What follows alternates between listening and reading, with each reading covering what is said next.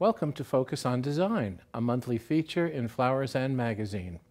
I'm Rich Salvaggio, AIFD, and today I'm very excited to share some great ideas with you. During this video, we'll share tips and tricks to help you create this beautiful wedding bouquet created with roses from Alexandra Farms.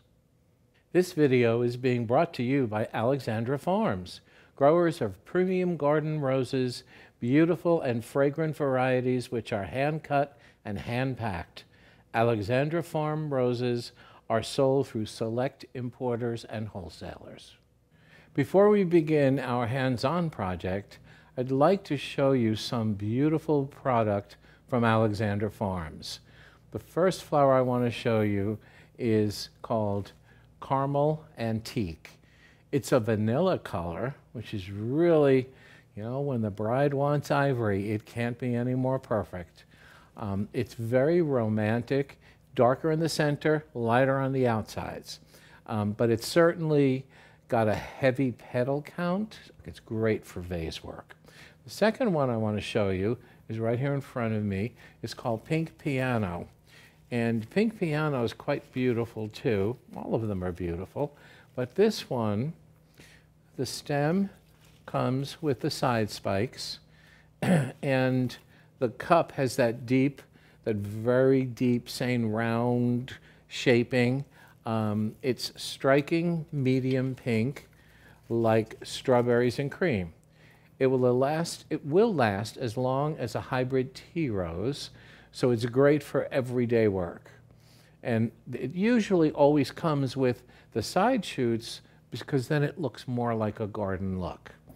Okay, the next one I want to show you is called Romantic Antique. It is, as you can see, an absolutely huge cabbage-shaped, dirty pink rose. It has some fragrance. It's just a magnificent color. It sort of looks like the cabbage roses of old Dutch masters paintings. Romantic has a great vase life, and also it's perfect because of the size. You can fill a vase with a dozen of these, and they just look magnificently gorgeous. I mean, look at what was facing me. How beautiful is that? The coloration is magnificent. So there's that one. And the last one I want to show you is called White Cloud. And White Cloud has the shape of the old garden rose. It's four-hearted in the middle.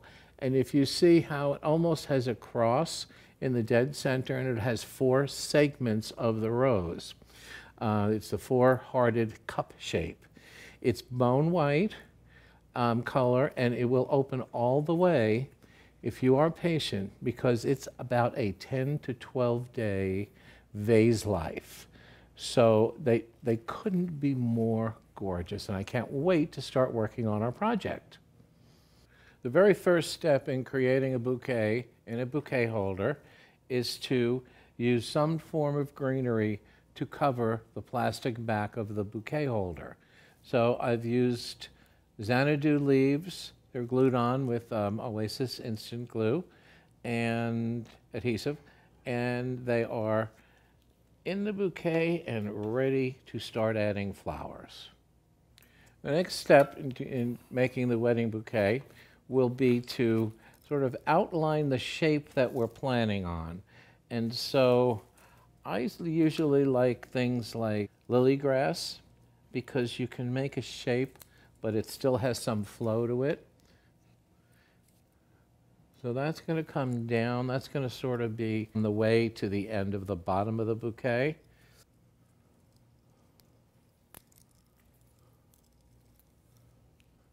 So that basically is the outline shape. And then we will continue to put some softer, more flowing foliage in. On the shorter side, we're going out. On the larger side here. And then we'll add some plumoses to complete our greening of the bouquet holder.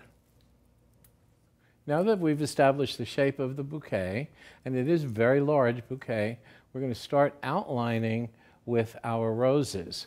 And I'm going to first use the absolutely beautiful romantic antique roses. When the bride looks down, she'll look right into the center of that rose, and it's so beautifully romantic. One closer in.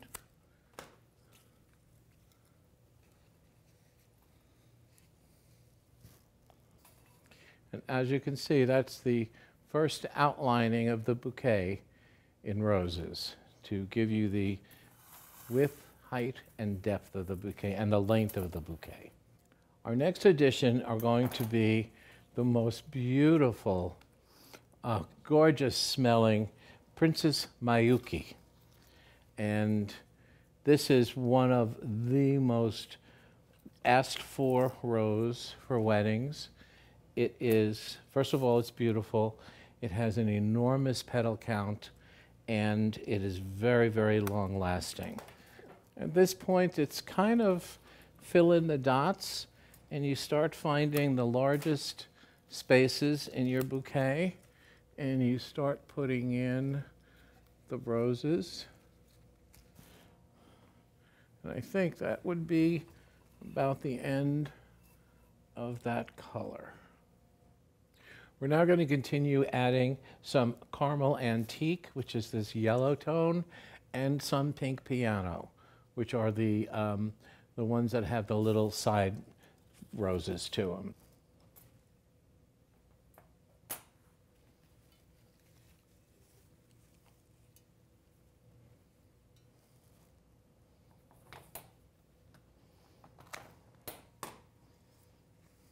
And the very final step in this bouquet is to add some pink hypericum to bring a smaller blossom into play so that it's not just all roses, but it gives it a finishing touch. And the last stem.